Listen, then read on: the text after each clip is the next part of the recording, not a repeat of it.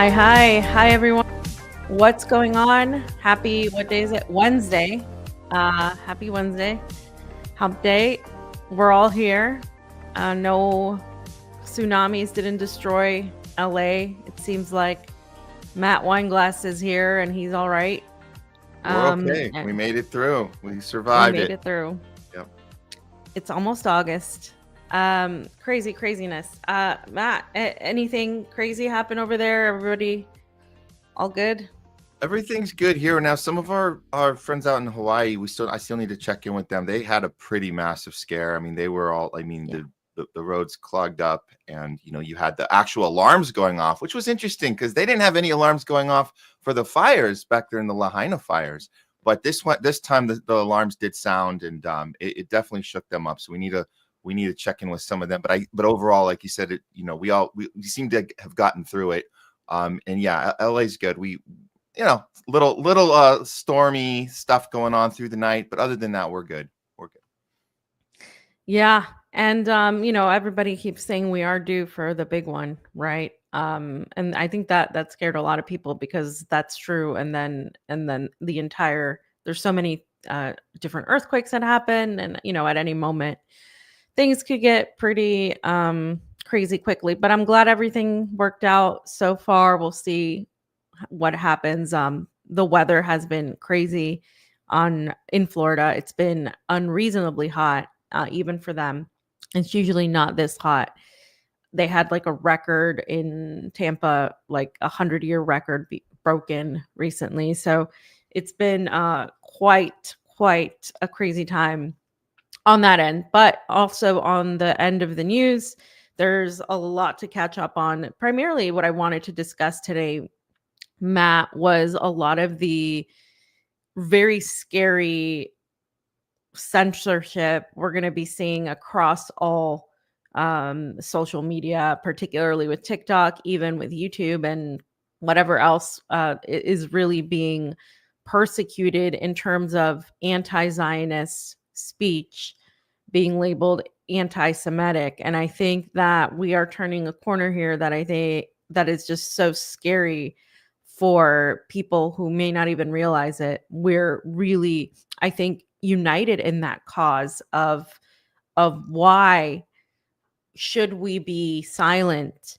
when it comes to what's happening in Gaza still, what Israel has been doing all over the world, and why we allow a foreign entity to control so much of our legislation, our internal politics, when we say we're a free country, when we say the United States is um, the place where you can go and feel you can say a lot of things. And we've known for a long time that's not necessarily true. But I think with Gaza and with Israel, things have hit a point where it's just not stopped. It's getting worse and worse in terms of what we're allowed to say or do.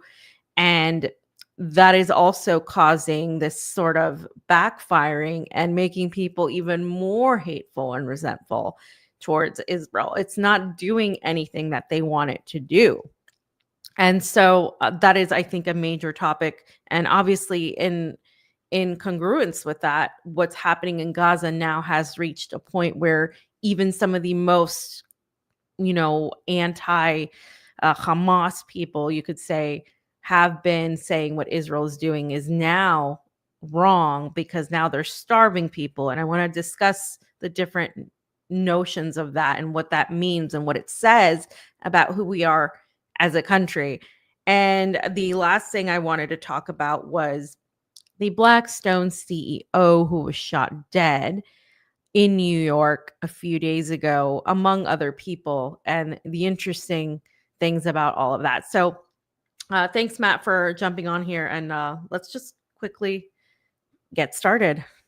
So, Jayme, can you pull up the first link? The first link is going to be the Press TV article. Now, the Press TV article is talking about how the United States, well, TikTok in particular, let's say that TikTok in particular, which is supposed to be a Chinese-based company, hired an ex-Israeli military associate to censor anti-Zionist content. And this is, I think is what got a lot of people freaked out and also very angry. They appointed this quote hate speech manager with a long standing connections to the Israeli regime. And this was, of course, because of the pressure they're receiving from these Jewish organizations that are asking them to monitor social media platforms. Why? Because a lot of Gen Z and a lot of people using TikTok have informed themselves on what's happening in Gaza and have come after Israel and its actions because of TikTok, because of what they've seen on social media, and they've educated themselves on it. A whole generation that didn't know about this stuff.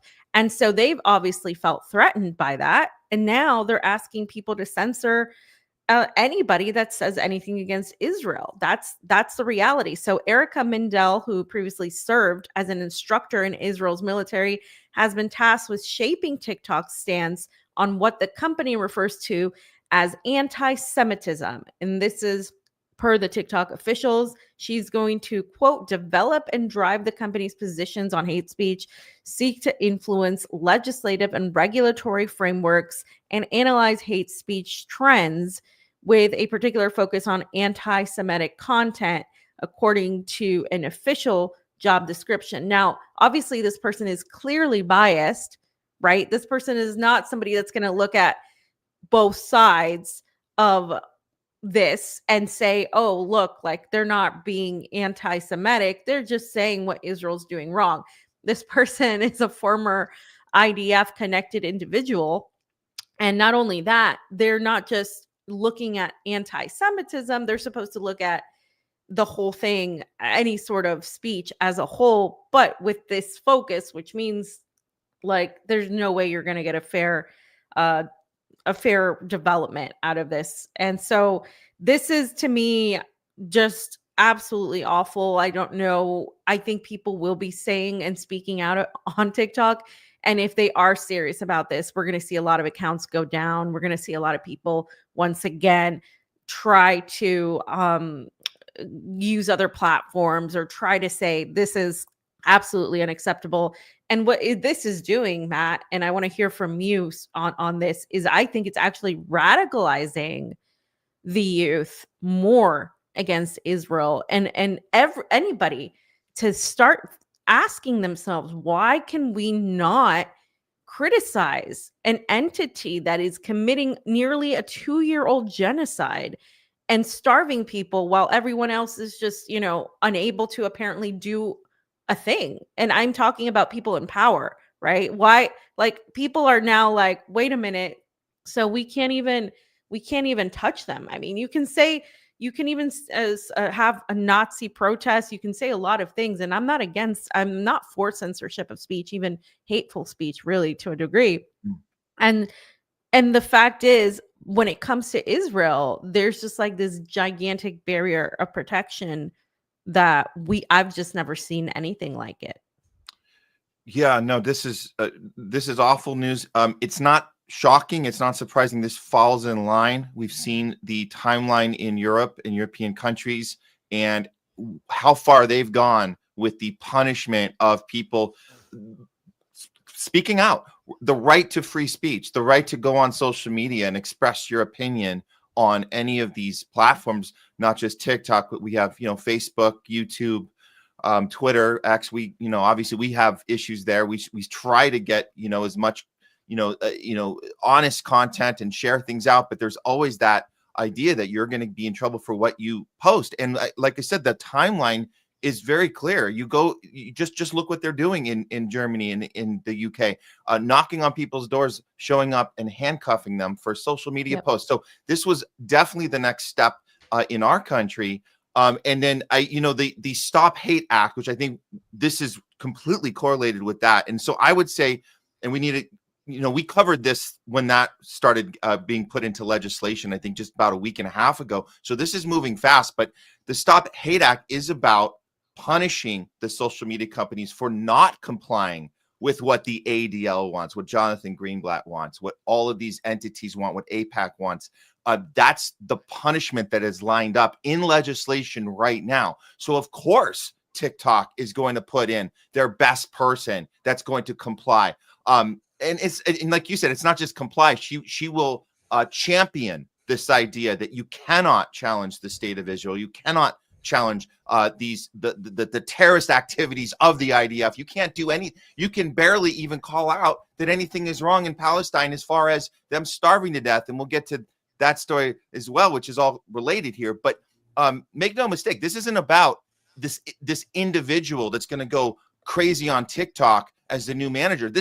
They're going to do this one way or another. So you're going to see this on all the platforms, because if they don't comply, if they put somebody that maybe questions this even a little bit, they will be punished. I believe in that Stop Hate Act. There's this $5 million fine. They're ready to fine every time a social media company violates, again, what they deem to be anti-Semitic.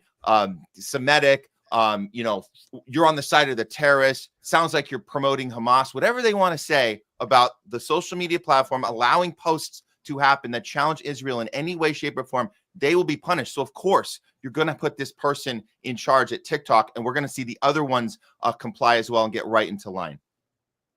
Yeah. Yeah, no, that's a good point about how this is not just like necessarily people wanting to do this. I'm sure there are many, right, people who actually, hate Palestine and hate Gaza and all of that. I'm sure that exists, but I do look at it from that business perspective, where if they don't, then they're basically not going to exist. And in a business world, the majority of people don't operate from this, moral, ideological standpoint. They operate from the very logics of, well, I want to stay in business, so I'm going to do what needs to happen.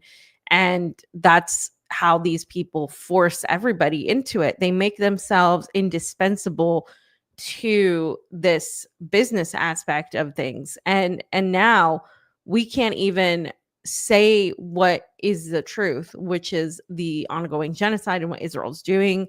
And really, I pretty much think that is as fascistic as it gets. And even though it's a specific thing we're talking about, it's all tied to everything else. So let's hear about what this person has actually said, because I think Mhm. this person is she has made several opinions before online about how she feels about anti-Semitism. And just to get a gist of what's to come and what we expect. So Jayme, if you can go ahead and play that out for us. In the summer of 2014, after my sophomore year, like many of my friends, I had a summer internship, a Goldman Fellowship at AJC. I came to work each morning as Israel engaged in one of the larger military operations of my lifetime, Tzuk Eitan, Operation Protective Edge. That summer, I realized how impactful my Jewish upbringing and education was. I simultaneously realized how passionate my own Zionist identity had become. I knew the well-being of Jews worldwide and the security of Israel would be issues of lifelong importance to me. I grew up in a traditional Jewish household, but in an untraditional decision, after graduating from Michigan, I made Aliyah and enlisted in the Israel Defense Forces. I spent the next 2 years serving as a Madrichat Shirion, an instructor in the Armored Corps. To many, this might seem like a contradiction. For a woman who identifies as liberal and progressive to be a Zionist so committed as to join the IDF, for me, these two identities go hand in hand. My American, Israeli, Jewish progressive identity is complex and layered, and it's full of rich Jewish values. It is my own, but connected to my parents, grandparents, and great-grandparents' experiences. My identity was shaped by my upbringing, but cemented by my life experiences and my own decisions. It's defined by me alone, but still connected to the modern world in which I live and to the greater Jewish story that has spanned generations. I'm a proud American Jew. So I want to throw it to you, Matt, but just a couple of things on what she said here. This is no separation from her with Zionism and being Jewish. And herein lies the problem, is that there seems to be the majority of people who feel that way, who they don't see anything wrong with the beliefs that they have. And so instead of them being these victims, though, they are in fact the people doing the victimizing, like doing the crimes. They are the ones that are actually going after people. And the worst part is if we go back to World War II, if we go back to even before that, people could unite against fascism because it was a very clear-cut thing. What these people are doing is wrong. What's going on is wrong. We should all stand behind it. There was no mantle protecting Nazis from what they were doing. In this case, because there seems to be almost no elimination, no separation from what Judaism is, or Jewish belief is, from many of their own perspectives, between that and Zionism, but a few of the people that have spoken out and said, no, that has nothing to do with it. Then it becomes harder for people to say, well, there is a difference, one, and two, if you're telling me that, being Jewish is being a Zionist, then what are people supposed to do? Then if you are supposed to be a Semitic people, even though you're all from Europe, then everybody is going to be anti-Semitic by default, because they what they're trying to say is they're anti-Zionist. But if you're saying that you're a Zionist and there's nothing wrong with that, and you're saying you're also a Semitic person, then yeah, that's how they twist it and turn it. And it's really just difficult to even have these conversations with some of these people, because you automatically get called a Nazi when, ironically, the ones doing the murdering right now are the Zionists. Yeah. So let's remind people how you can get suckered into this mindset when you're young, when you grow up as a Jew, European Jew in Europe, in America. You can come out of school, you come out of college, do so. And look, I'm just speculating on Erica Mindell, her personal story, whatever. This story happens. So I'll just this is what happens. They tell you, come to your homeland. It's all paid for. So we're going to show you your roots, show you. So this entire storyline is set up for them to take this quote unquote free trip. And you get there and they give you this entire display, this entire backstory of why you're entitled to this land. They kind of, push you a little bit to say, hey, there's a house waiting for you here. You don't. So it starts as a trip, but then it turns into this whole, you can relocate here, with no mention that you're taking the land and the house of a Palestinian who they've been kicked out and put into a open-air prison as a result of you being enticed to do this thing. In her case, as she said in the video, Erica joins up with the IDF. So in that sense, she was enticed to go there, learn about how these two things are they're locked in together, right? Your bloodline is locked with your ideology and this idea, this victimhood, which turns to superiority mindset, and to then sign up for this terrorist organization, which now you feel like you're entitled to inflict whatever, atrocities that are owed to whoever's around you because of your lineage, because of the history that was taught to you. So she gets on this video and says, listen, I know I'm a progressive, I'm a liberal, but after my warped education, I've decided that these are all the same thing, and I'm proud to be all these things. And so this is somebody who's perfect for this job now. But yes, this happens. She's not a unique situation. This is what happens. They start as victims themselves, and then they become the perpetrator of this nonsense, which, again, like you said, once you tie those two things together, your bloodline, this superior mindset of the chosen one bloodline, mixed with this kind of this victimhood. In other words, you get to wear this cloak of victimhood that, like you said, the Nazis never even got to do. They had to be just a superior mindset. They did not also get to play victim at the same time. So in this sense, it's the perfect blend of these things together, the ideology and the bloodline, to allow yourself to be in this position now. And what a full circle for Erica Mindell to now be on one of the most major platforms as the monitor of anybody that will be challenging this. It's a perfect end to her horrific storyline where we have to look at how that happened. And I just think, yes, I think that we need to see that she's not the only one that has gone down this path, and others as well. So that I would say that how can we undo this? I think that we have to figure out, not just fighting the censorship problem, we have to have these conversations with people in our own arena, in our own arm reach, like outside of social media. We need to be vocal about this and just tell people these two things are not the same. They are completely different. And this is why there's so many Jews around the world who are against this. They're in the streets with the Free Palestine movement. And so that needs to be elevated, and that needs to be highlighted. And that this mindset, it's not something historically that will be sustainable. So she, as we know, she is on the wrong side of history in the long run. But in the current state of things, we have to figure out a way to educate or re-educate people about why this is so disgusting and so dangerous to not just our country, but to the entire planet if this continues. Yeah, because all it does is actually create more hatred towards Israel, and then because there's a protection for people who identify as Jewish, right, and have some affinity with Israel, then people start applying it to everybody else. And so for me, it's like, well, at that point, then my main focus isn't going to be the offhanded, supposed anti-Semitism that's there, because there are people who like hate X person based on whatever X reason.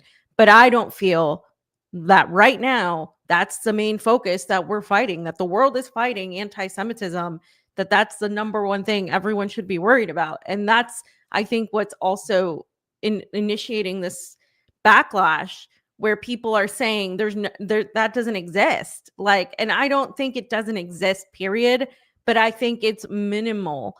And I think that the reason it even exists at all at this point is because of actions taken by the US government, by the ADL, by AIPAC, because of everything Israel is doing. And therefore, it's just going to be impossible, because we're going to be stuck between a rock and a hard place, between people who want to say it's every Jewish person in the world that is a problem, or everybody that's like, that says no, that we're just the victims. And again, when you have nuance in these situations, it becomes almost impossible to fight them, to even have these conversations, because people just want to choose a very black and white option. And you already mentioned, Matt, the Stop Hate Act, which is, if you want to pull that one up, Jayme, that's this ADL backed bipartisan bill that is also threatening to censor Israeli criticism all over social media. And it was a bipartisan bill. And I want to emphasize that, because again, the Israeli supremacy that exists in the United States is bipartisan. It's from the uniparty. It's both Democrats, both Republicans. It's not just one or the other, right? And this is what Matt was talking about from earlier. And they want to stop the quote terrorist online presence and hold accountable these tech entities. So they basically censor anything against Israel. So this is not just putting people in positions of power to do that. This is putting legislation in a position to where, if you are made guilty of not complying with this, right, then you might lose your job, you might lose your business, you might be shunned by society, or whatever vectors of society that are created to make us feel shunned. And how do we fight this when, as we stated earlier, there's this cloak of protection upon some of the most privileged people in the United States?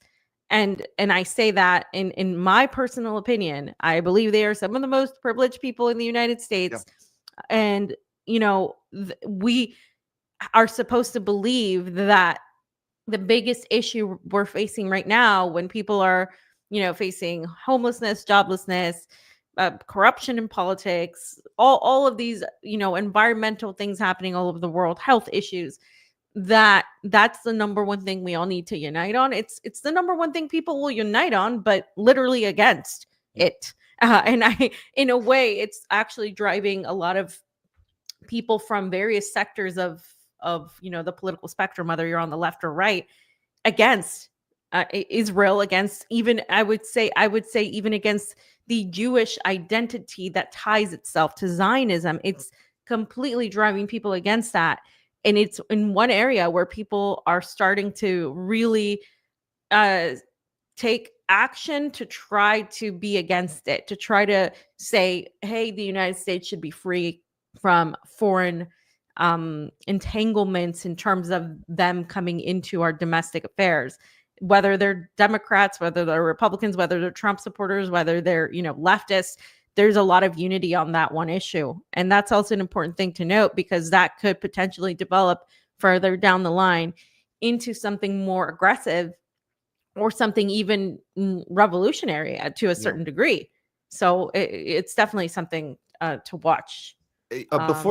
Before you bring up the details on the Stop Hate Act, because I think that's what this is really about. This the TikTok, Erica Mindell coming in there, and all the different changes happening on these platforms.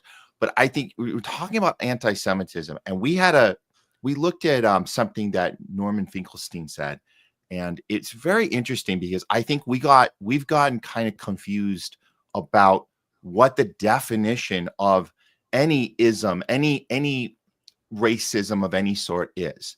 And he talked about like what it used to be. What did anti-Semitism used to mean? Is the same as what racism against any race of people, or sexism. What it means, it always used to have this thing that was very important to call it that, to call it anti-Semitism, to call it racism or sexism. There had to be an action that went against that person having the same rights as other people. In other words, when you were a victim of racism, it meant that you didn't get a job because of your skin color. You didn't get an opportunity in the country you're in because of who you are. That was the definition of what that meant. And when you look at our countries, like you mentioned, as far as these privileges, this idea that like there's not one example, like name me an example of something of an industry or an entity that has a Jewish American or Jew or in Europe as well, that you would be deprived of an opportunity because of that ism, because of that being implemented on you. And there's no example of it. So if we just think of it as just an idea, a feeling, I'm a victim of somebody's feeling towards me. That's just a feeling. If there's no result of that, then that's just somebody doesn't like you or hates you. Like we talk about what is hate. Hate is, oh, I have this feeling against somebody. So if you can't show me an action that is a result of that feeling or that hate, then what are we even talking about? So that's and I'm glad he talked about that recently, because that kind of shows us like how far have we gone off the cliff here, as far as, like you said, the most dangerous thing we have to look at right now, the biggest issue of our time is anti-Semitism. Yet we can't show any results of being Jewish, having in our country here, having something deprived of a life that you can't live because of who you are, and we can't find it. There's no example of it. Yeah, well, they would point to the examples of people being shunned, and in a restaurant somewhere or something, or people, saying something against what Israel's doing. But that's what Israel is doing. And if you're pledging allegiance to Israel and you're saying, I stand by what Israel's doing, I want, the destruction of Palestine, I want this and that, then that's fine. People are going to react to your opinion. So people are going to have a reaction to what you're saying. And you're allowed to say all of these things like, we want to completely leave Palestine or free of Palestinians. We want to take it all. We're entitled to it. They can say all these things. And what do? People just come out against it and say, well, we don't agree with that. And we think you're absolutely vile for thinking that. If it was anything else in the world, people would also say that. So there is not just what you said, which is like the truth, which anti-Semitism used to mean like you're being deprived of something. It's that they expect to be held better and in higher regard than everybody else. And it's in a form of extremist affirmative action that a lot of the right have always complained about. Coming to minorities, and we're talking about like African Americans, Latinos, and all of that. And it's been an ongoing thing for people who are Jewish or tied to Israel in any way. And that's a reality. That's what, there wasn't really that huge complaint about that affirmative action, but everybody else got the complaint. And now we're at a point where it's gone beyond that. Now it's like we expect to be treated better than everybody else. We expect to be held to a higher regard better than everybody else. And that is what's pissing people off, to be frank, because it's like, well, we were told, everybody was told that this isn't fair for anybody and this and that. And we were fighting amongst each other. And now we're supposed to bow down to this idea of victimhood that, it was almost 100 years ago. And now you're doing the same thing to these people that was done to you. And you're supposed to have, everybody's supposed to cheer for it, or else we're somehow Nazis that are anti-Semitic. And this is the conversations that people need to be having. These are the things that, we've been trying to talk about.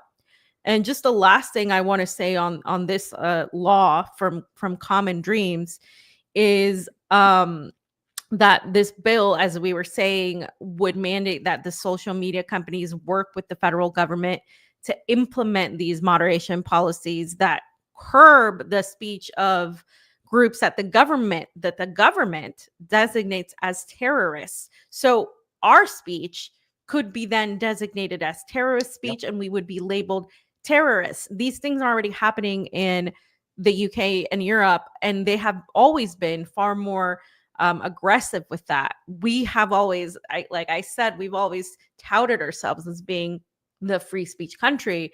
This is just an erasure of that completely. And it says that there's the $5 million fine, and the quote from here is, "We've seen an explosion of disinformation and anti-Semitic hate online in America and around the world after the shooting outside the Capitol Jewish Museum. Anti-Zionist extremists used social media to call for further violence, posting messages like 'May all Zionists burn.'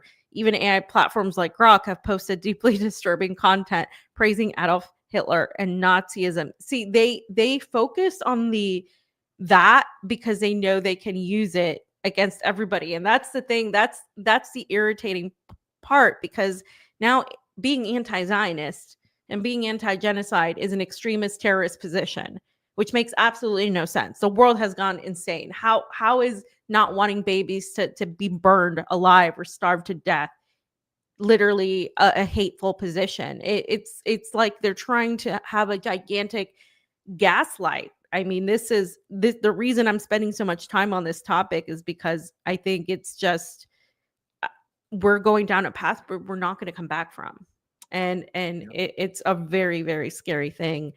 Jayme, if you can pull up this tweet, this is this is just more about the TikTok stuff. It says TikTok launches a footnote in the US, a crowdsourcing fact-checking system, and other new features like creator care mode, using AI to filter out offensive and unwanted comments, ensuring creators feel protected and safe. Like, just go ahead. I don't know. There it is. Oh man. So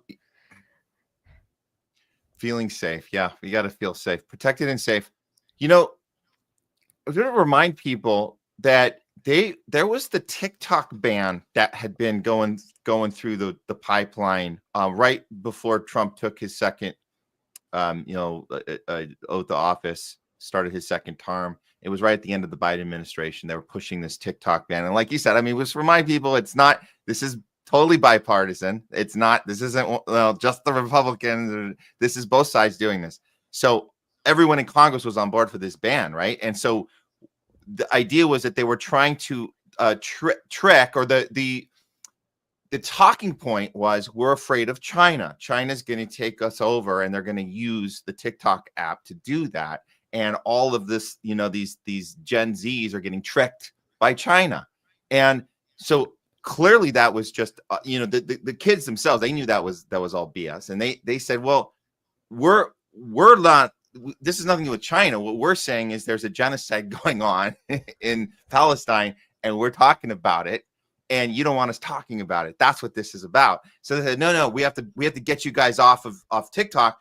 So I think that they kind of coordinated this, where they said, instead of as a protest to that possible ban that was going to happen, and I think they did do it kind of a temporary ban. And during that time, all the TikTokers went over to Red Note, the China app, just to spite them. And they go on there and they're like, oh shoot, now we're interacting with Chinese people our age, and they're educating us on even more stuff that we've been brain warped about here in our country. And so that worked against them. And I think that when Trump did take office, there was this idea that he was going to either it was like this temporary release of TikTok. They let him back on. I couldn't understand why they were back and forth on this, but ultimately TikTok is still here. It did not go away, and that's a great thing.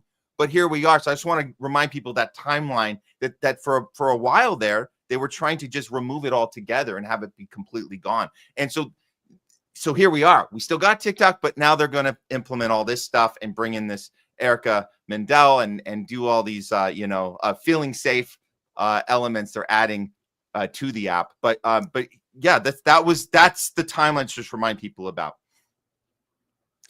Yeah, and I think that they've failed with trying to shut down TikTok. So they were like, all right, well, we're just going to regulate it more. So essentially they're going to regulate it to the point where it's not going to be what it used to be. And it was already difficult on TikTok. It was, I mean, if you're actually trying to talk about real things, a lot of things snuck through, but it was also quite difficult also on TikTok. People have had their accounts taken down numerous times, myself included. And now it's like, imagine that times 1,000. So even the news about Gaza and stuff is just not, it's not going to get there. And that's their whole intent in all of this, right? So yeah, it's terrible. And it's not just TikTok. I just want to pull this up, Jayme, if you can pull up this next last thing on this section. It is also going to be YouTube.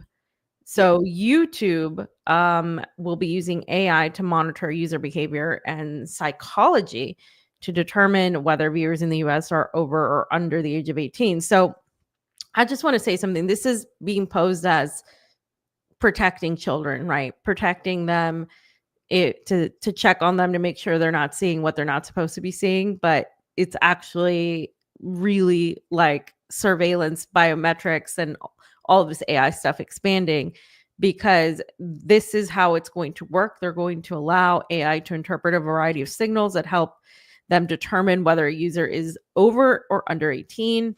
These signals include the types of videos a user is searching for, the categories of videos they've watched, the longevity of the account. When they identify a teen user, they will automatically apply age-appropriate experiences and protections, including disabling personalized advertising, turning on digital well-being tools, adding safeguards to recommendations, including limiting repetitive views of some kinds of content. If the system incorrectly estimates a user to be under 18, they will have the option to verify that they are over 18 using your credit card or a government ID. We will only allow users who have been inferred or verified as over 18 to view age-restricted content that may be inappropriate for younger users. Guys, so obviously this is also a mechanism to filter out more content that they deem not good. And so they could flag your video as not good for people under 18, or they could use any of these excuses to basically stop it from being viewed. And then the other person has to give in their basic ID or bank account information to prove that they are able to view this. And if they don't, they're going to have another filter added to them. It's just a nightmare. Yeah. And the AI on YouTube is we've already seen the damage it's done. Going back to past videos. I mean, we see it on our channel. I mean, it's insane. They're saying, "Oh, we've deemed this." Yes, so we've already seen this. We've deemed this to be not suitable for 18 and for under 18. So they're already doing it.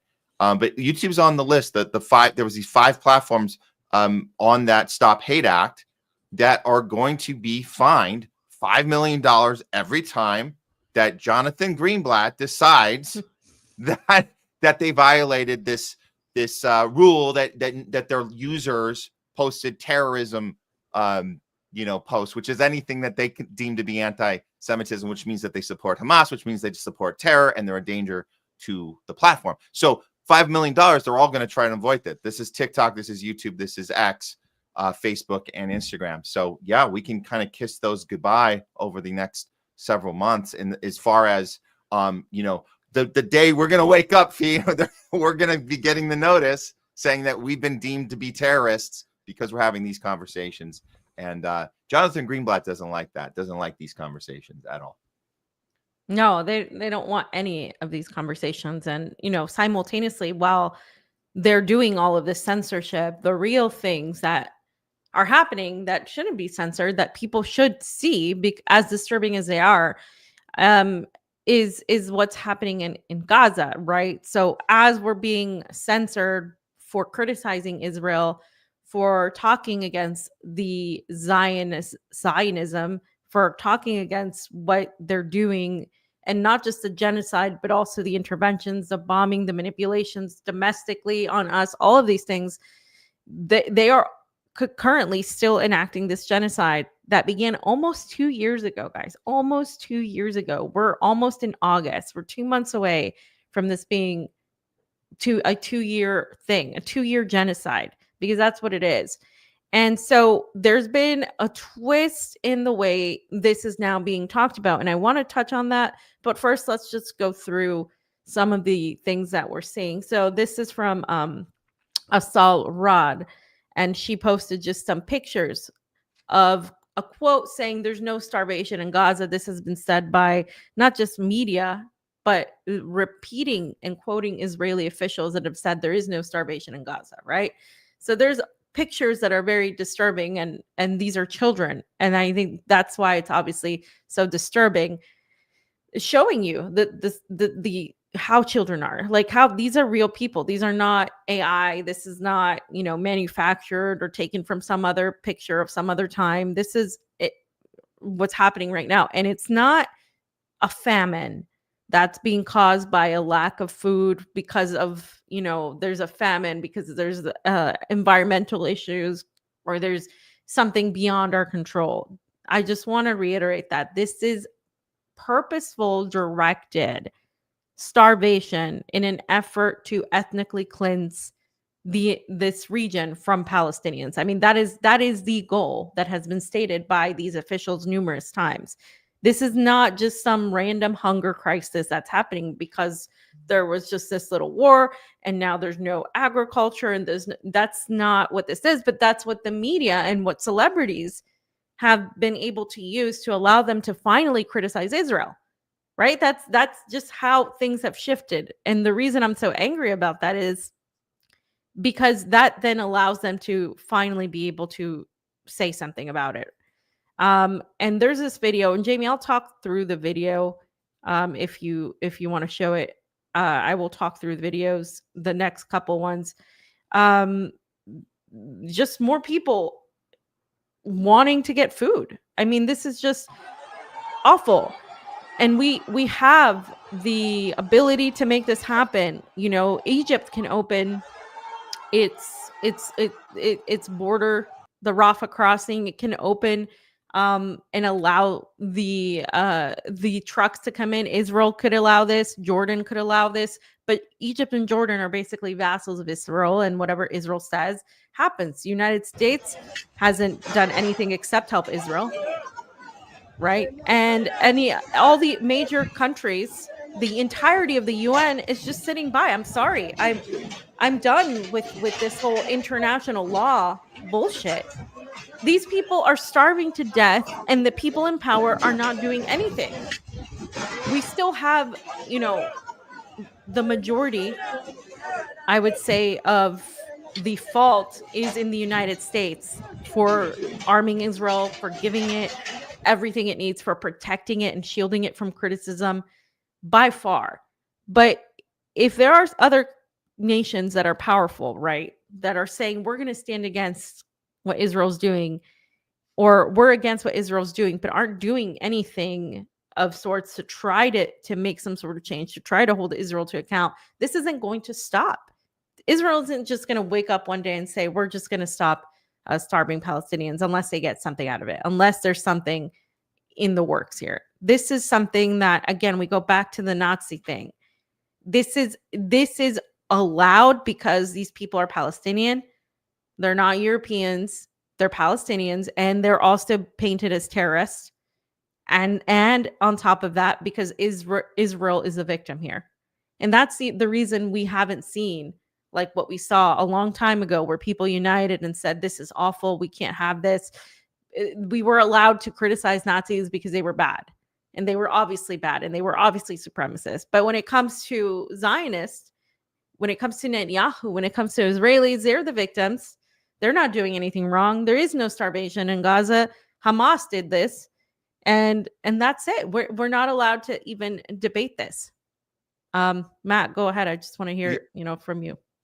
Well, yeah. So the starvation is so obvious now that the mainstream now has to account for it. And so what we're seeing is almost in coordination, all of the mainstream outlets, CNN and New York Times, all of them, they at the same time, they're all saying, you know what, we care about this all of a sudden. And then so you have these casual viewers or casual readers that want to kind of get a little of everything. They've been they mean well, but they just don't spend enough time. They maybe have 20 minutes a day to maybe check things out or not. But now all of a sudden they're like, uh-oh, I didn't know that Palestinians were starving. That sucks. So when they turn on and they see what the CNN covers and they see this, there's definitely a manipulative element to how they're presenting it now, because again, they have to acknowledge it's there. but there's still this element that this is Hamas's fault, that Hamas is wanting their own people to starve, and that Israel's been trying to help.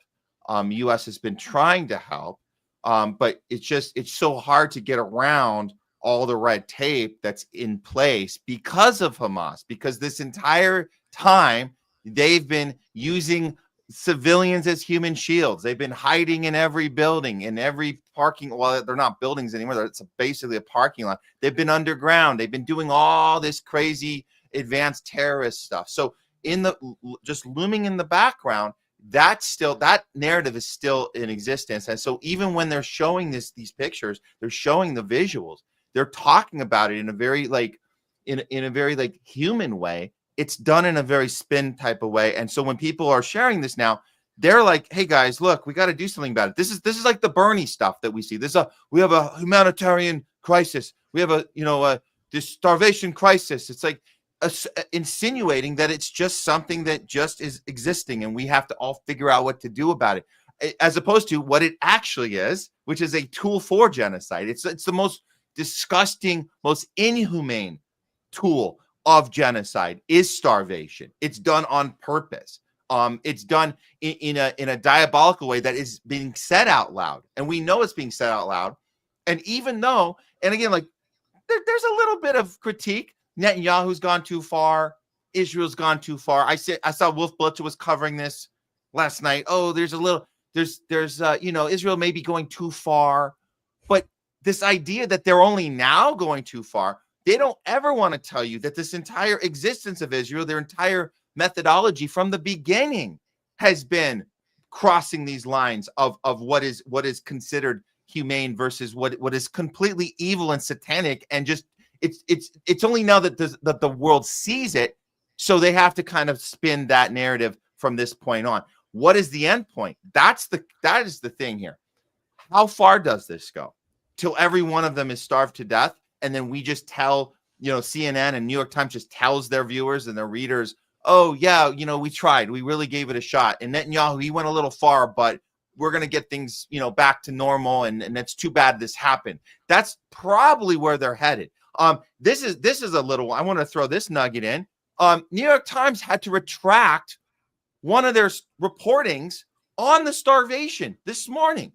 They had to say, oopsie, we put a picture of a starving child who we later found out had you're not gonna believe this, had a pre-existing condition which led to their starvation. So we apologized to our readers and we had to retract the picture, hence giving more ammunition to the Zionists to say, look, they're misreporting on it. Even New York Times had to apologize.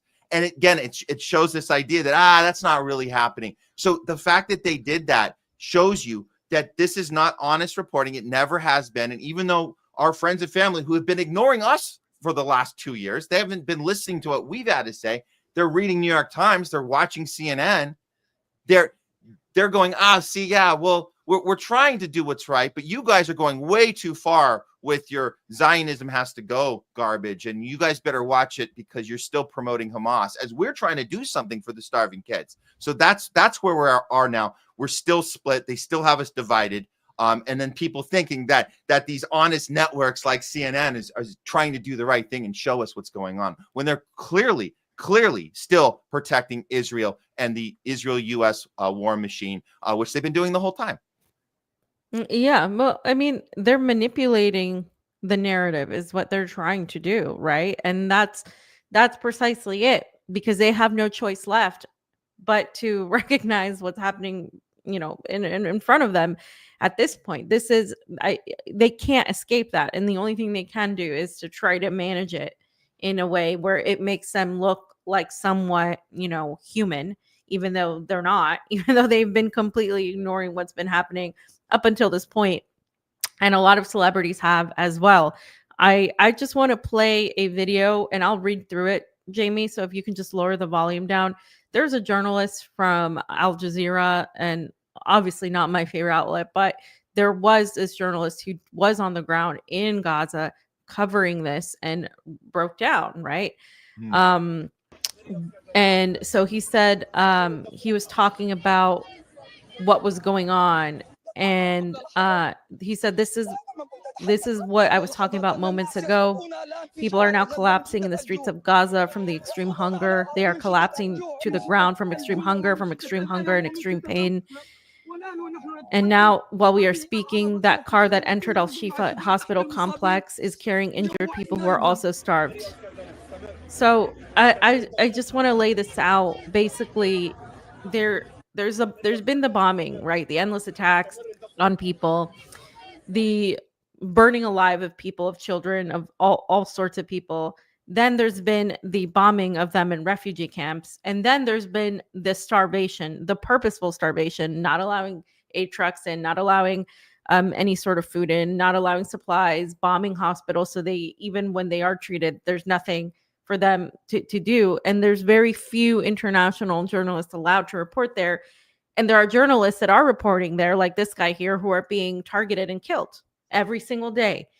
So the fact that, everybody knows this is going on. And I just go back to, if the UN is supposed to do what it's doing, then it's failed, because it hasn't done a thing. I mean, there would have to be a united effort among countries that are not tied to Israel, or that have any semblance of morality, to say, if you don't stop this, we're going to physically prevent you from doing this.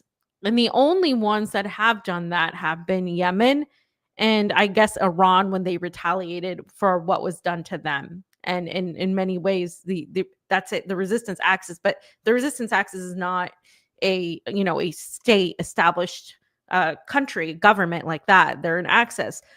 And so for me, it's kind of impossible to forgive that the people who have power aren't doing anything. And there's a limit to what we can do as a people. I mean, we can organize protests, we can do all sorts of things. And then, we can be called terrorists. You can get your passport taken away. You can get whatever. You can face all these consequences and lose your job and lose everything.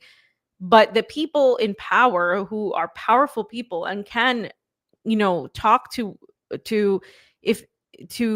a greater platform of people, and particularly politicians who are still having relationships with Israel, who are still talking to Israel like there's some sort of non-terrorist entity, that it's normal. You can have a conversation and reach some sort of diplomatic conclusion to what they're doing, are normalizing genocide. Because now that this has been allowed to happen, what's next?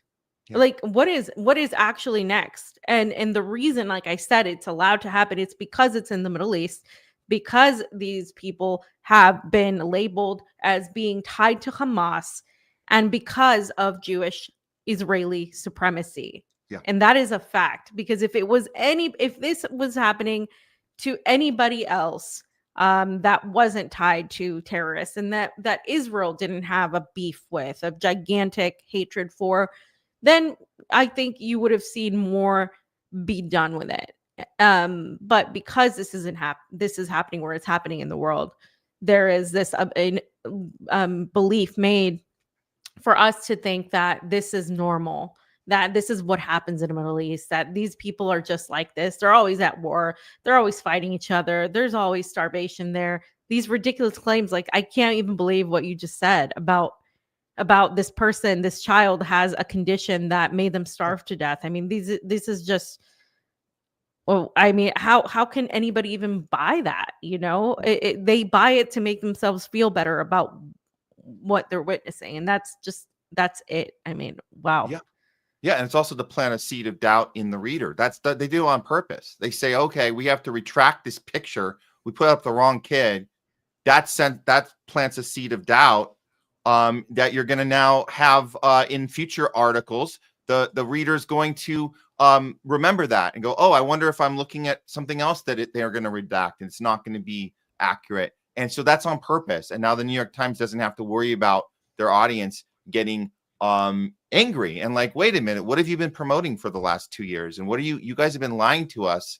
So they're going to, they do it on purpose, and it's all the seeds of doubt. And even, like I said, even on CNN, they're saying, oh yeah, Netanyahu's going too far right now. But you guys got to understand, like, this is something that we need to get Israel back to the way it was. And I'm thinking, back to the way it was.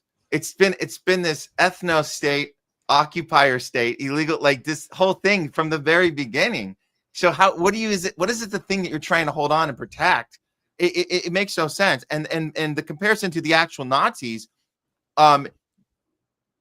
Israel has learned from the Nazis what to do better as far as getting their objective.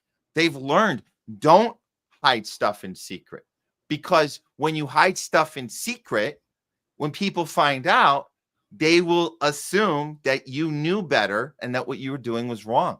Do it out in the open. Be proud of what you're doing.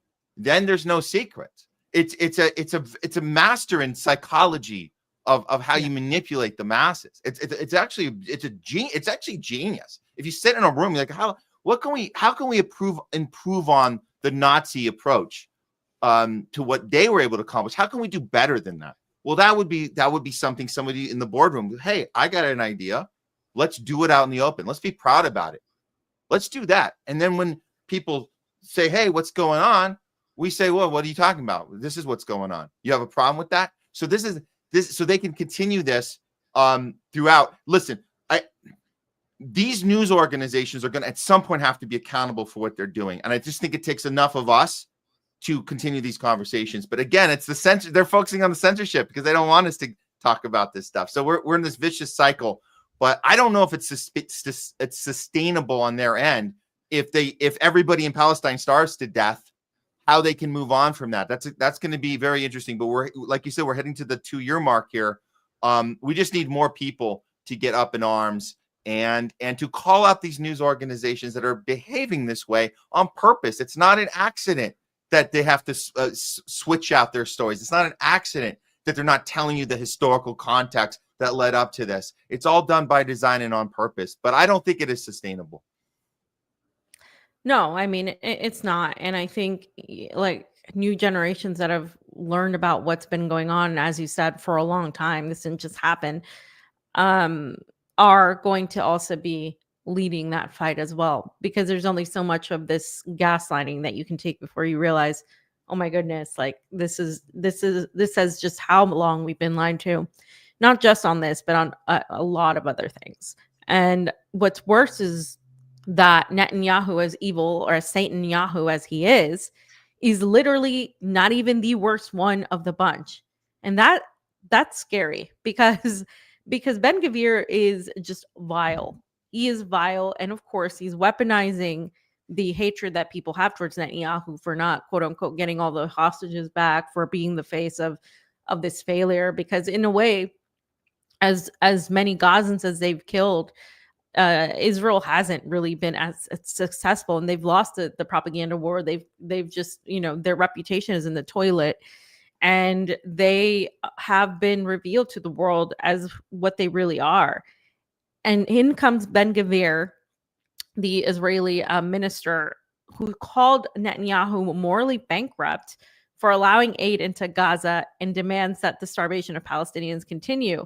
He wants the only things to send to Gaza to be shells. And he says this, like, I want to hear what he says, but I just want to reiterate that this guy makes Netanyahu look slightly better, in their demonic sense. Let's hear it.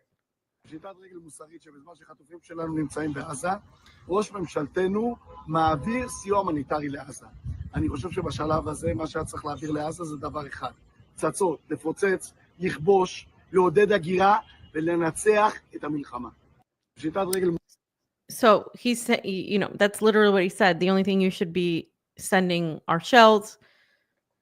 He's advocating for the destruction of Gaza. And by the way, he's giving too much credit to Netanyahu, because there hasn't been much aid allowed at all. It's just been absolutely nothing, not enough for anybody. And Israel only does that to say, oh, hey, we did allow aid in.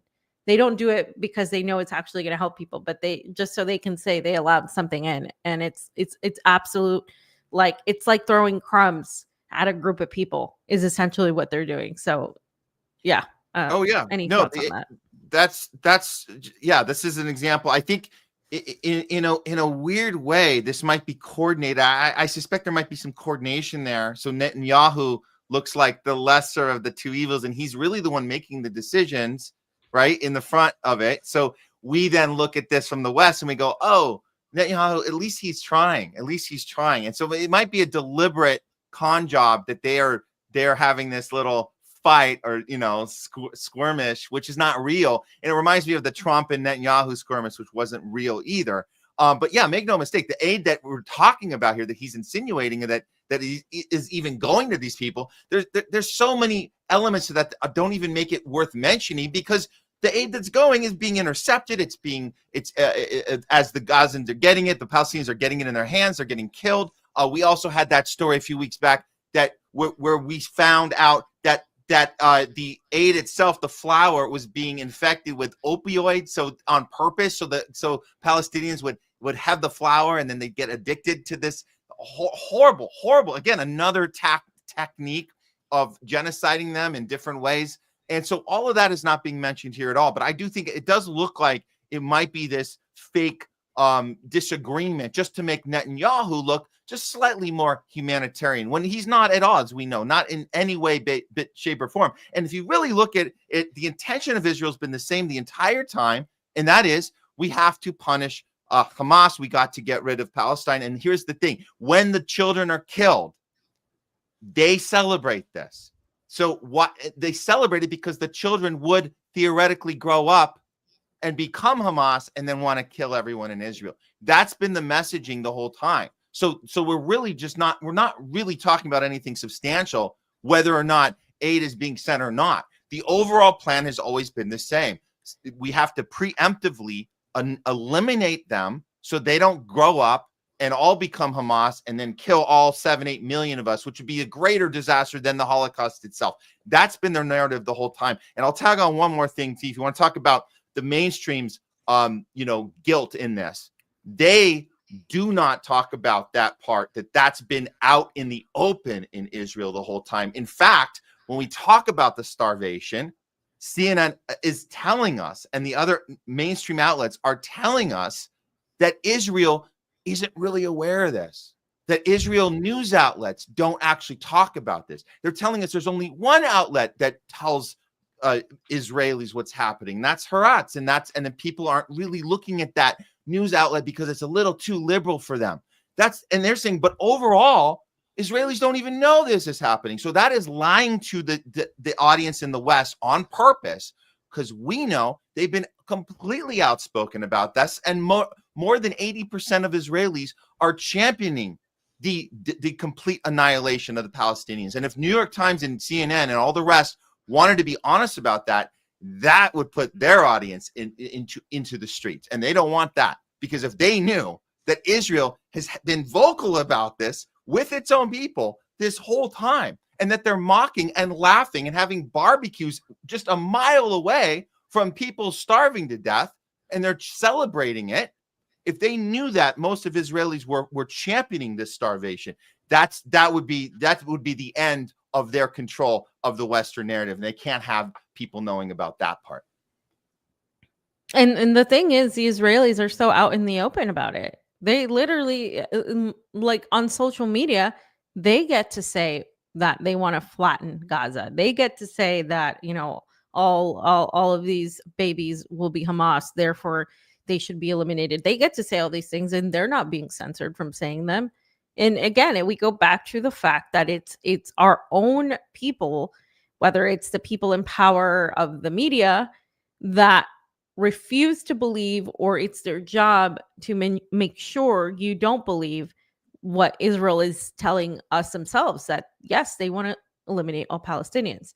It's like don't believe your lying eyes. Yeah. Right. It's like you're supposed to believe something else other than what you're seeing. And we know, for example, a few, what was it, a week or so back, we know that AOC voted for the dome, and we know that she's been voting for pro-Israel legislation while saying that she was against the genocide. And Bernie has been one of those people on and off throughout the years where he would always say Israel has the right to exist, yet what Israel is doing is wrong. Well, at this point, Bernie, you can't have it both ways. You literally can't. And this is the other side of the whole Jewish supremacy thing. It's, yes, Bernie is Jewish. Yes, he's speaking out against what Israel is doing, but he's also in congruence with the legislation that Israel should have defense weapons to continue doing what it's doing. And you can't have it both ways. So is it because he's Jewish? Is it because he has these ties to Israel, which he does?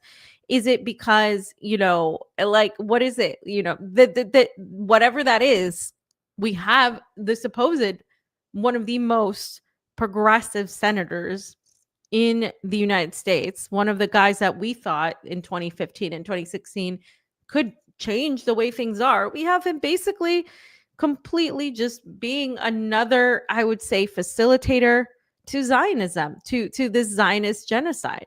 That's what he is. He's only slightly better in his rhetoric, but when it comes down to the votes, when it comes down to actually doing something of it, he doesn't do anything. This is what he said. He says, Netanyahu says there is no starvation in Gaza. That's a lie.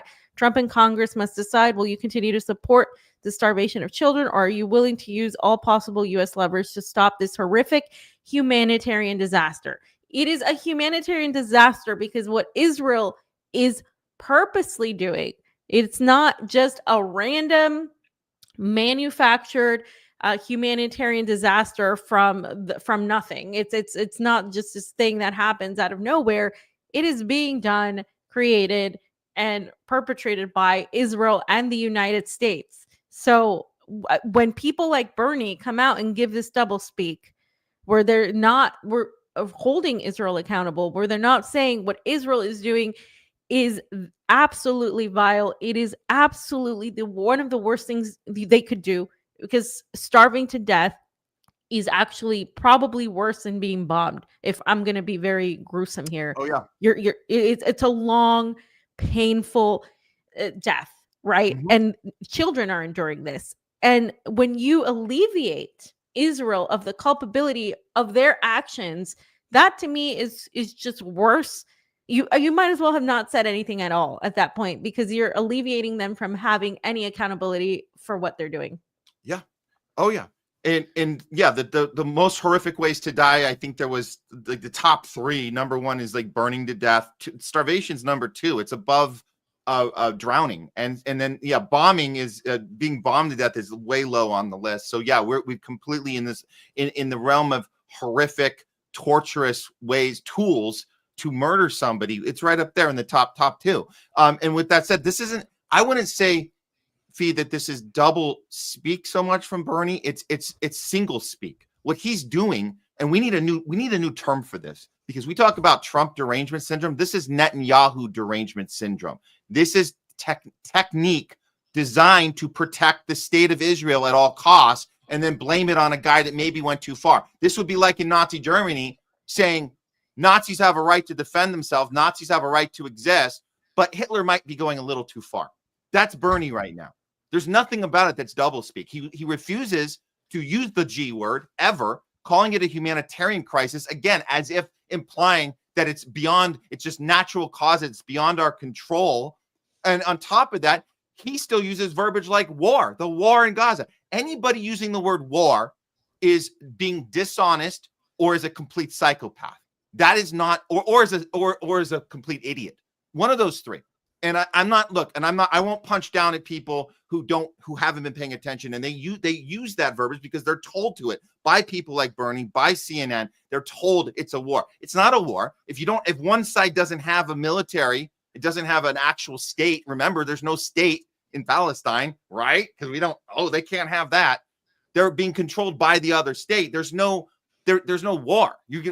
It's one side dismantling the other side little by little with techniques that are beyond what we consider humane, as we see. So when Bernie talks about starvation, he's not in any way, like you said, a progressive, like the most radical person we have in Congress. No, this guy is doing the bidding for Israel on purpose, and he still says October 7th, October 7th, October 7th. What Hamas did was beyond conscionable. It's the most horrible thing we've ever seen was October 7th. He will not tell us what happened before October 7th, and that's on purpose. Aside from that, it's interesting to look at Congress right now and see, what do you know? Marjorie Taylor Greene is using the G word. She's using the G word. So when Marjorie Taylor Greene says genocide and you're on the Democrat progressive side and you haven't used the word yet, and this isn't just Bernie, this is anyone who identifies as lefty, we're the progressive side of the party, and you're not using the G word, and Marjorie Taylor Greene beat you to it, you better go take a long look in the mirror, because you are not doing your job. You're doing the opposite of the thing that you signed up to do, and you're a fake, you're a phony, and you're a danger to our well-being and everybody else on this planet if you're going to continue to support Israel, a genocidal state. And it's not doublespeak, it's done on purpose, and we need to let Bernie go completely from our eye line altogether, because he is just a distraction at this point. To say at best, he's a distraction. No, 100%. He's not just he's really just a gigantic disappointment. And equally, you're right, a danger to a lot of the things that people think are progressive. And I can't, 10 years ago, me thinking that I would have said that would have been insane. But here we are. It's crazy how much has been veiled, how many veils have been lifted for all of us. Just the last thing I want to say on this topic is just going back to the covering it up as some sort of humanitarian crisis, as more celebrities and more people like Bernie have just been coming out and saying they condemn this. This is horrible. So this was just stated, right? A pop base said that Ariana Grande reshared a post bringing awareness to the hunger crisis in Gaza. I'm just sick and tired of people calling it a hunger crisis. Yes, obviously people are starving. It is a crisis in terms of what the situation is, but it is a genocide. And do not let people call it what it isn't. It is a purposeful ethnic cleansing to achieve genocide. And the way they're doing it now, they went from bombing to starving people. And Israel is doing it. It's not, again, Israel never gets held accountable to anything. And we have to, it might seem petty to some. It is not petty at all. It is, these words are important because it's what people are repeating. And if we're going to have history be written incorrectly in terms of this hunger crisis just happening because of nothing or because of their own fault, because of Hamas, then we're not doing a service to humanity at all. I mean, we've already failed humanity, in my opinion, with what's happening. And it's just absolutely important that we call it out every single time you see it being pushed as being a hunger crisis or the war on Gaza, as Matt said, which has been said by pretty much the majority of people, not just mainstream media, but a lot of alternative media has also used it because they don't even know how else to phrase it, because everybody says that it's not a war, as Matt said. It is absolutely not a war, but this is how we're conditioned, that it's normal now, it's a hunger crisis, it's a war. All that does is to completely alleviate Israel from any culpability, from any accountability. They get away with it scot-free. It's everybody else's fault, and that's it. It's a spontaneous event that happens and nobody does it. So whenever the media does that, we need to point it out. So that's that. And Matt, I know we're on a time crunch here. So the last thing I just want to talk about, I don't know if you heard about this shooting. There was a shooting in New York this past Monday in Manhattan, right? And the interesting thing about this was that among the victims was a CEO from Blackstone. And this was a Blackstone executive who basically oversaw led a huge portion of the company, oversaw its $53 billion real estate investment fund, and was killed in this mass shooting. So first, I just want to go over the article itself. If you just scroll down, Jayme, I'll just go ahead and do that. So this was a mass shooting in Midtown Manhattan, and it claimed the life of Wesley LePatner, a 44-year-old executive at Blackstone. The company confirmed Tuesday morning she was among 4 victims killed at 345 Park Avenue when a lone gunman stormed the office building, which also serves as the headquarters of the National Football League and features other business clients as KPMG. The shooter was identified as 27-year-old Shane Tamura of Las Vegas, who he had a permit to have a gun. And so just to clarify to people what Blackstone is, right? Blackstone is not BlackRock, because online a lot of people confuse the two. It is a global investment firm that specializes in the asset management. It has $1 trillion assets. It's basically the company that bought up a lot of property in New York and real estate, and it invests a lot in various sectors, like I said, including real estate, private equity, credit, and infrastructure. So it's hated by a lot of people who have lost out property to private investment funds and private investment companies. And so it basically buys up a lot of the property, driving the rent up. So I just wanted to give that brief thing on that. And so it's interesting how this whole thing happened. The shooter apparently had mental health issues, and he was going to be a prominent football player. He had everything he needed, and then he started suffering from mental health issues that I guess prevented him from really fulfilling his whole full potential. And so not much has been said. There's been a lot of like things discussed, and they kind of like with the Luigi situation, they found a note on him where he talked against the NFL, claiming to suffer from this chronic traumatic encephalopathy, which is the neurodegenerative disease associated with the head injuries when you have like the contact sports, when you play football and such. And so there was apparently he didn't play professionally, but he claims that he had CTE. And so it's interesting because if you go on social media, a lot of people were saying, wow, another CEO has been targeted. But I'm not sure if she was even targeted or if she was just a I guess, just a victim of whoever he was targeting. It seems like he was targeting people from the NFL, but in this building, there was, she was there, and a lot of important people were there, business people. And so it's interesting to me because a lot of people were saying that it was weird that he had this note, that it was weird that this lady was targeted. It's another CEO, comparing it to Luigi, and how people are just really sick of what's happening in the US and how they're obviously mentally unstable. Yes, but there's that other layer of element where people are talking once again about certain targeting of certain people in positions of power. I'm not quite sure what to make of it yet based on what I've read, but it does seem like there was some sort of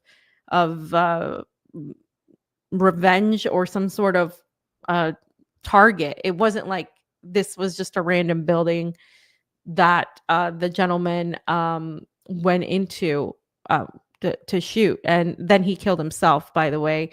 And so yeah, I just thought it was an interesting story in terms of the whole Luigi Mangione thing, and if in fact there is a connection to this person being targeted and in these very prominent companies being targeted. If that says a lot about where we are as a society, and how just pretty much ill. I mean, that was one of the shootings that happened. There were other shootings in the last few days in the United States. There's something happening all the time, and it's people automatically go to the let's ban guns on the liberal end. On the other end, it's like this also kind of gave the position to say, oh, look, it's a black guy who's shooting people, and the media is saying this or that. And there's that, it becomes this whole debate because of the social divisions and how people have argued the cultural divisions. And it is actually interesting that this happened. So just your thoughts on all of that. Yeah, I'm leaning towards what I think you're insinuating, Fee, is that this definitely the coincidence element seems to be in play, just because you got there's too many elements, like the people confusing Blackstone. You have the Luigi Mangione incident still on people's minds. They still don't. It's not resolved. It has affected a lot of people. This idea that the people are going to stand up against this CEO healthcare industry. So in that regard, it seems like a kind of a coincidence. She happened to be a CEO. The targeting of the NFL element of this building and what he did does seem a little more on point as far as the note that was left. And then we have to look at these notes too, because sometimes they're contrived, they're planted. But in this case, it does look like he had a message in the regard to where his trauma was coming from as a football player and the mental illness he was suffering from. I'll say this, with all these shootings, and we've grown up with these, we've seen these just constantly through our just in our lifetimes. And like you said, see, the liberal side, the conservative side, they have the thing that they do when these happen, and they have the thing they blame the other side on. So we got the gun control on one side, you got this whole, oh, you're cherry picking this one, you're trying to silence this one, you're trying to use it in your advantage. So both sides accusing each other of this, and we're stuck in the middle going, well, what should we really be talking about? And I think it's very clear what we should be talking about. Aside from the Luigi Mangione, and I think that's a separate issue. That's about the people rising up against a failed system. But in the sense, when we talk about mental illness, when we talk about people getting a hold of a gun and going in and doing things like this and saying that they're basically they're not in their right mind, they have this tendency to want to just create a situation that's chaos, and it usually leads to their own death. The thing that we never talk about is the drugs that they're on for whatever the medication they're on. That's the thing. And I think I've learned to look at that more and to say, why are neither side ever talk about that? There seems to be a big pharma protection from both sides of the aisle, making us think it's about gun control, making us think it's about cherry picking racial issues or whether trans issues or whatever that is on the right.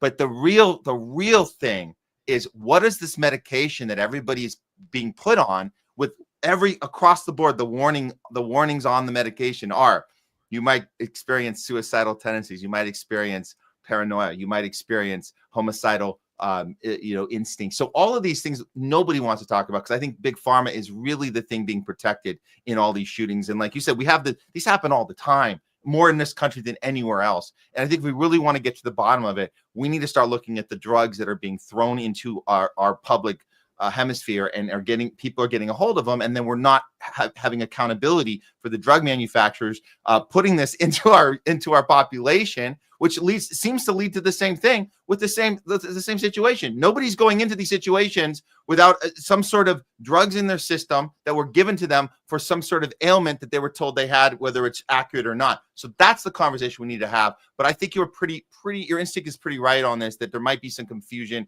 and it looks like it might just be a coincidence in the regard of the CEO that unfortunately met her demise in this incident. Yeah, I mean, there's, I don't blame people for going to think that there's something else going on, because there's so much that's happening that feels out of our control, to where people have to theorize and always question everything. And I welcome that, right? To question everything, because it's like what you're told in the news isn't always the full story. And then we find out, what the underlying mechanisms are. But that is actually true, Matt. And I just, in closing the show, I want to say that there's a lot of people I know who are getting sick in terms of cancer, in terms of issues with the heart. We've seen all of that as a result, of course, post the COVID era. We have seen that there are new allergies being developed by people, new problems that I guess our parents and before that didn't really have here. If we look back at pictures of people in the 50s and 60s, they were all healthier.